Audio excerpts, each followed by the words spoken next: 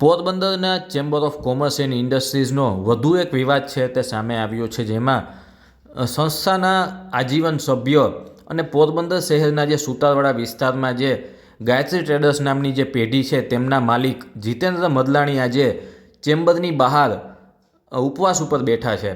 ઉપવાસનું કારણ પણ રસપ્રદ છે, કારણ કે તેમણે જે ચેમ્બર ઓફ કોમર્સ અને આભૂષણ મંડપ સર્વિસ વચ્ચે જે કોન્ટ્રાક્ટ જે રાખવામાં આવ્યો છે કે તમારે જો ચેમ્બરના જે બિરલા હોલ છે તેની અંદર કોઈ કાર્યક્રમ કરવો હોય તો માત્ર અને માત્ર આભૂષણ મંડપનું જ તમારે મંડપ સર્વિસ છે તે રાખવો પડતો હોય છે, અને જો તમે તેના ના પાડો તો તમારે જે બુકિંગ છે તે તમારું કેન્સલ કરી દેવામાં આવતું હોય છે.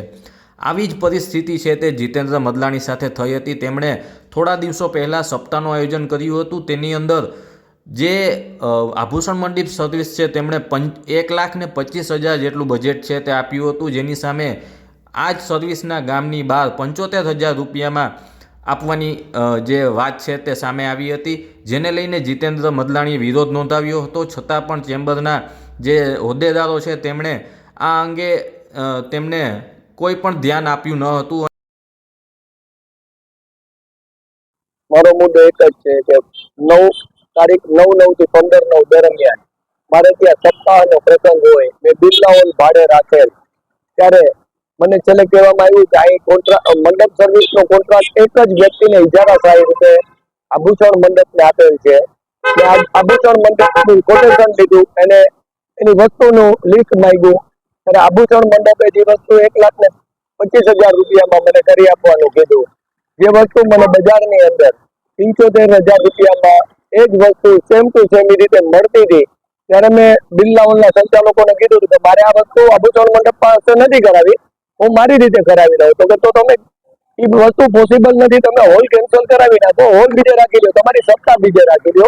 હવે 2 દિવસ પહેલા જો મને એમ કહેવામાં આવે કે તમે સપ્તાહ બીજે રાખી લો, તો મારે મારા મહેમાનોને તેડાવેલા હોય, બધું એરેન્જમેન્ટ કરેલું હોય, મારે મારી આબરૂનો વિચાર કરવો કે નહીં?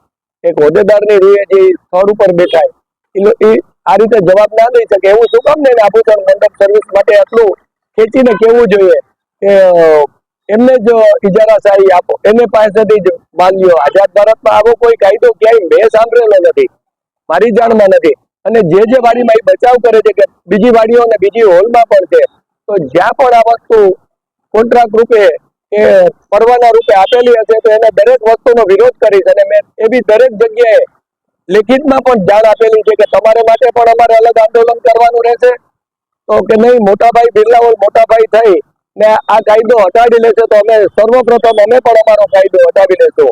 આ પ્રશ્ન એક વ્યક્તિ પૂરતો, મારા પૂરતો નથી કે અમારા એક સમાજ પૂરતો નથી, સમગ્ર પોરબંદર વાસીઓના ફાયદા માટેનો પ્રશ્ન છે. મેં તો મારા પૈસા ચૂકવી દીધા, મારે મફત કરાવવું હોય તો હું સપ્તાહનું આયોજન જ ન કરું. મારે એ સપ્તાહનું આયોજન કરવાની ટ્રેવડ હતી અને ક્ષમતા હતી, તો એ જ મેં બિરલા હોલમાં આમંત્રિત મહેમાનોને તેડાવીને સપ્તાહનું આયોજન કરેલું હતું. મારે નથી મહેલ જોતો કે નથી તાજ જોતો, નથી ચેમ્બરનું પ્રમુખ પદ જોતું, કે નથી પોરબંદરમાં એવો કોઈ હોદ્દો જોતો. હું તો ફક્ત સમાજ સેવાના કરવાના ઈરાદા સાથે જ મેં મારો ફૂલતો ફાલતો ધંધો છોડી ને એક આ ભગીરથ કાર્યની અંદર કે પોરબંદરનું ઋણ છે મારી ઉપર, આ મારી જન્મભૂમિ છે, મારી કર્મભૂમિ છે, તો છેલ્લે ક્ષણ સુધી એક સમાજ સેવાના કાર્ય કરવાના ઈરાદા સાથે જ મેં મારો ધંધો છોડી ને આ કાર્યમાં જોડાડો. મારે બીજું કઈ નથી કેવું. જ્યારે પણ આ કાયદાનો મારા આ વિરોધનો સપોર્ટ કરશે અને કહેશે કે ના જીતુભાઈ તમે સાચા છો, હું આજથી આ વસ્તુ છોડું છું મારી જીદ, અને દરેક મંડપ સર્વિસને કે દરેક ઓલાને માટે આ ખુલ્લું મૂકું છું. જીતુભાઈ એને શાબાશી દે, નાનો ભાઈ તરીકે એને બિરદાવી, એના પ્રશ્ન જઈ મારા એકલા પૂરતો નથી. મેં તો મારો જે ચૂકવવાના હતા એ પૈસા પૂરેપૂરા એને ચૂકવી દીધા. હવે જે હું લડું છું એ સમગ્ર સમાજ માટે છે, સમગ્ર કોમ માટે છે.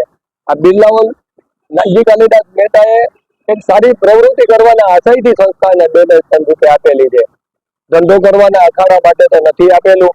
તો દરેક સમાજને બિરલા હોલ અવેલેબલ છે, તો દરેકને નુકસાની છે. જેને પણ આ વસ્તુનો કડવો અનુભવ થઈ ગયો અત્યારે શુભેચ્છા મુલાકાત રૂપે મને રૂબરૂ પણ મળી ગયા છે, અને એ લોકોનો પણ સમગ્ર સમાજનો ટેકો છે કે ના જીતુભાઈ અમે તમારી સાથે છે, આ કાળો કાયદો ક્યાંય પણ ના હોવો જોઈએ. આજે જે પ્રતિક ઉપવાસ બેઠો છું, 1 દી 2 દી 3 દી પ્રતિક ઉપવાસ ઉપર જો એને નહીં થાય કે આપણે આ નિરાકરણ લઈ આવવું જોઈએ, તો જીતુભાઈ આ સ્થળ છોડશે નહીં. આ મરણાત ઉપવાસ ઉપર જઈને પણ આ વસ્તુને જ્યાં સુધી નિવેડો નહીં આવે ત્યાં સુધી આ સ્થળ છોડશે નહીં. જે કંઈ પણ થાય એ જીતુભાઈને સ્વીકાર્ય છે.